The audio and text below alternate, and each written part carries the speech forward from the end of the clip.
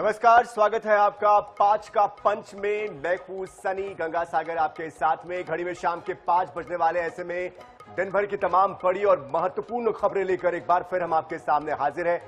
बारी बारी से आपको बताते हैं कौन सी वो 5 बड़ी और महत्वपूर्ण खबरें हैं जिन पर हम आगे डिटेल में बात करेंगे। तो सबसे पहले बात होगी मध्य प्रदेश के 2026-27 के वित्तीय वर्ष के बजट की।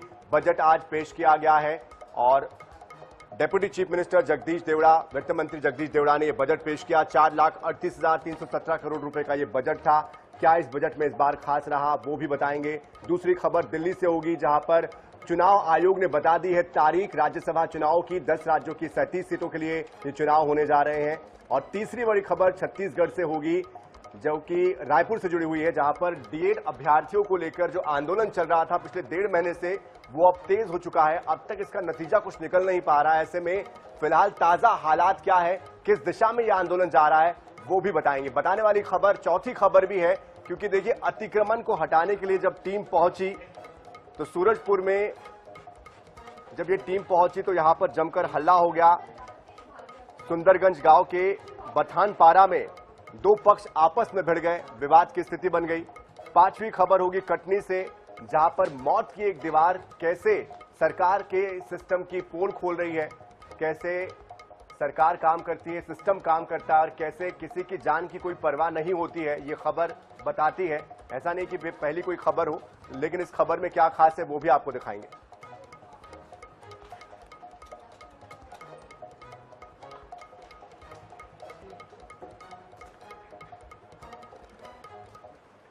लेकिन शुरुआत करेंगे सबसे पहले मध्य प्रदेश के बजट की खबर से।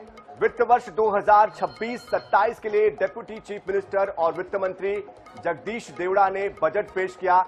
मोहन सरकार का यह तीसरा बजट था और बतौर वित्त मंत्री जगदीश देवड़ा का यह 7वां बजट था। 4,38,317 करोड़ रुपए का यह बजट था, जिसको कि आज पेश किया गया। सरकार ने 2026 को लेकर किसान कल्याण वर्ष पहले ही घोषित किया था। पीएम फसल बीमा योजना के लिए 1,299 करोड़ और सीएम कृषक उन्नति योजना के लिए 5,500 करोड़ का प्रावधान इस बार बजट में किया गया। 720 करोड़ ब्याज मुक्त ऋण के लिए और 3,000 करोड़ से 1 लाख सोलर पंप दिए जाएंगे। वहीं मत्स्य उत्पादन के लिए 412 करोड़ रुपए, मुख्यमंत्री मंजरा टोला सड़क योजना के लिए 21,630 करोड़ रुपए मंजूर किए गए। श्रम विभाग को 1,335 करोड़ का प्रावधान प्रस्तावित है, जबकि जनधन सुरक्षा बीमा, अटल पेंशन योजना में करोड़ों पंजीयन भी दर्ज किए गए हैं। वित्त मंत्री ने कहा कि ये पीएम के सपनों को साकार करने वाला बजट है। हर नारी को न्याय हमारे सरकार का उद्देश्य है। हम देश के तीसरे युवा प्रदेश है, युवाओं के हाथ को काम मिले, यह हमारा संकल्प है। बजट में लाडली बहना योजना के लिए 23,882 करोड़ रुपए का प्रावधान किया गया है, जो कि सबसे ज्यादा बड़ी राशि है। तो देखिए, इस बार बजट जो पेश किया गया, लाडली बहनों को, जिनकी संख्या 1,25,00,000 है, 1,25,00,000 है, माफ कीजिएगा, इतने लोगों को लाडली बहना का लाभ दिया जा रहा है। हालांकि पिछले कुछ महीनों में 6 लाख तकरीबन महिलाओं के नाम इसमें जरूर कटे हैं, जिनके फॉर्म या तो कंप्लीट नहीं है या कुछ और वजह बताई गई है। लेकिन सवाल इसी बात को लेकर विपक्ष उठा रहा है कि खजाना जो है वो खाली होता जा रहा है, लोन पर लोन लिया जा रहा है और गुल्लक लेकर भी आज विपक्ष ने प्रदर्शन किया है।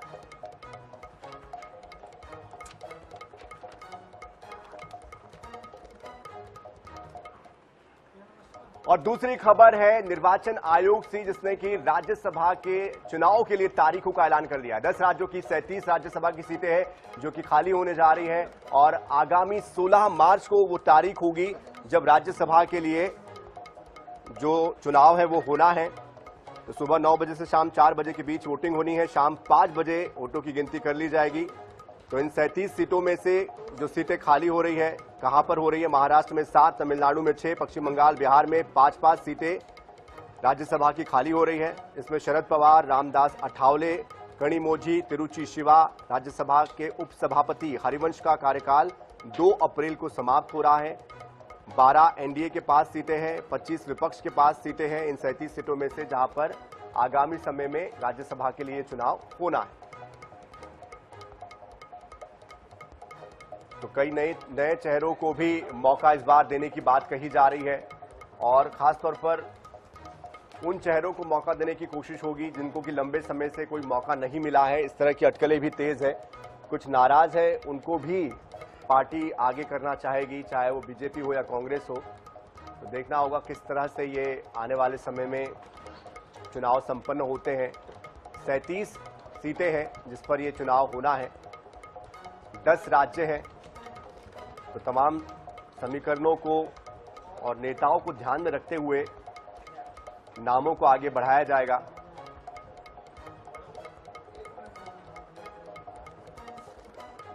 तो 16 मार्च को ये चुनाव होंगे। 25 सीटें विपक्ष के पास है, एनडीए के पास 12 है जो सत्ताधारी दल है। तमिलनाडु की 6, पश्चिम बंगाल, बिहार की 5-5 सीटें हैं। तो देखिए, पश्चिम बंगाल में आने वाले समय में चुनाव होना है, तो उसको भी ध्यान में रखा जाएगा कि किसको कैसे मौका देना है। जाहिर सी बात है, सभी समीकरणों को साधने के बाद नाम तय किए जाएंगे। तो नामों को लेकर फिलहाल अटकलें लगाई जा रही है, लेकिन स्पष्ट नाम सामने नहीं आए हैं।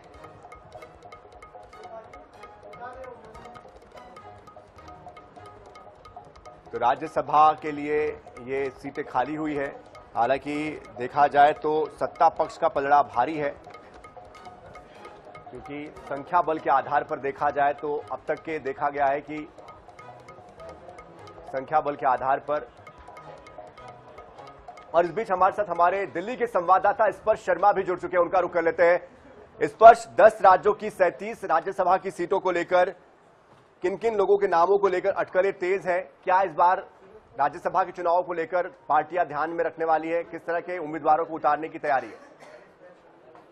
देखिए, अगर हम बात करें जो राज्यसभा चुनाव है उनके लिए नोटिफिकेशन जारी कर दिया गया है और डेट ऑफ पोल जो रहने वाली है वो 16 मार्च रहेगी।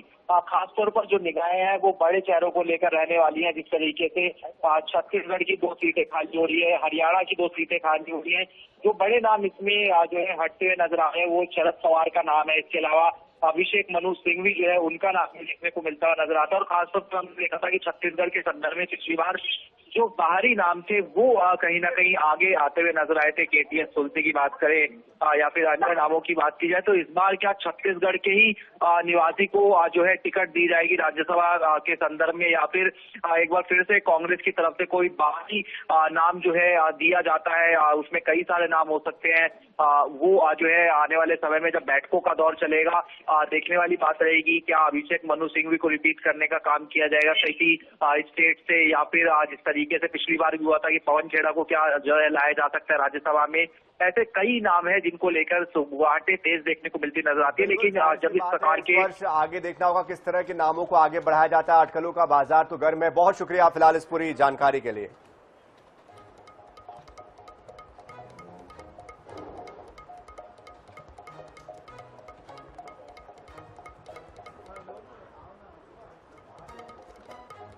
और चलिए अब रुक करते तीसरी खबर का, जो कि राजधानी रायपुर से है। डीएड अभ्यर्थियों का आंदोलन पिछले 1.5 महीने से चल रहा है, लेकिन अब ये आंदोलन तेज हो चुका है, उग्र हो चुका है और उनकी आवाज को कुंद करने के लिए वाटर कैनन का इस्तेमाल उन पर किया गया है। और किस तरह से ये आक्रोशित है डीएड के तमाम अभ्यर्थी, ये इस खबर के जरिए समझिए। लगातार वो ये मांग कर रहे हैं कि जो सहायक शिक्षक के लिए रिक्त पद है उस पर उनकी भर्ती की जाए और जल्द से जल्द उनको नियुक्तियां दी जाए। और किस तरह के हालात यहां पर बने, इसके बारे में जायजा लिया हमारी संवाददाता मोनिका दुबे ने। डीएड अभ्यर्थियों का जो प्रदर्शन है वो और भी ज्यादा उग्र रूप ले चुका है। इस वक्त मैं नगर राजधानी के तूता धरना स्थल पर हूँ, जहाँ पर लगभग 1.5 महीने से यहाँ पर धरने पर बैठे हुए हैं और आज अंगारों पे चलने की बात इन्होंने कही थी। अब पीछे की जो तस्वीरें हैं वो आप देखिए, जहाँ पर बड़ी संख्या में जो लोग हैं यानी कि जो डीएड अभ्यर्थी हैं वो मौजूद है। अग्निशमक की गाड़ी भी आप देखिए कि अंगारों पे चलने की बात की गई तो अभी जो गाड़ियां हैं वो यहाँ पर लाई गई। हम लोग को ड्यूटी लेके जाएंगे, सरकार इतना दिन से हम लोग को नहीं सुना, इसीलिए मजबूरन हम लोग को आज आग में चलने के लिए मजबूर किया गया है। हम लोग को शिक्षा मंत्री मिल रहे हैं ना, मुख्यमंत्री क्यों मुंह छिपा रहे हैं हम लोग से? मिलने आए हम लोग को, क्यों नहीं आ रहे मिलने? हम अपना है, क्यों हमको ड्यूटी नहीं दिया जा रहा है बताए सरकार? एकदम से मैम कांप रही हूँ मैं, मेरे हाथ में चोट भी लग गया। 2 महीने हो गया, हमारे कोई देखने नहीं आ रहे। इससे अच्छा हम मर ही जाते। भाई बहन मेरे पहले सही है, मेरे को नहीं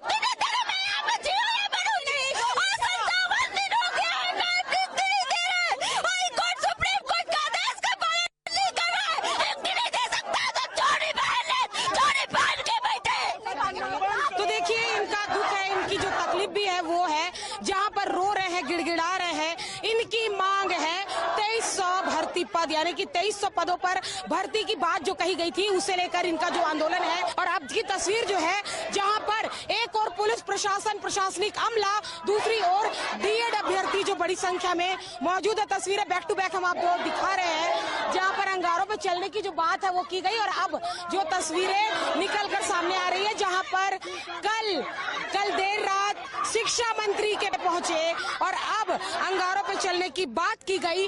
और ये तस्वीर नवा राजधानी के तूता से है जहां बीएड अभ्यर्थियों का जो उग्र आंदोलन है वो देखा गया। कैमरामैन सूर्य के साथ दुबे, INS 24/7।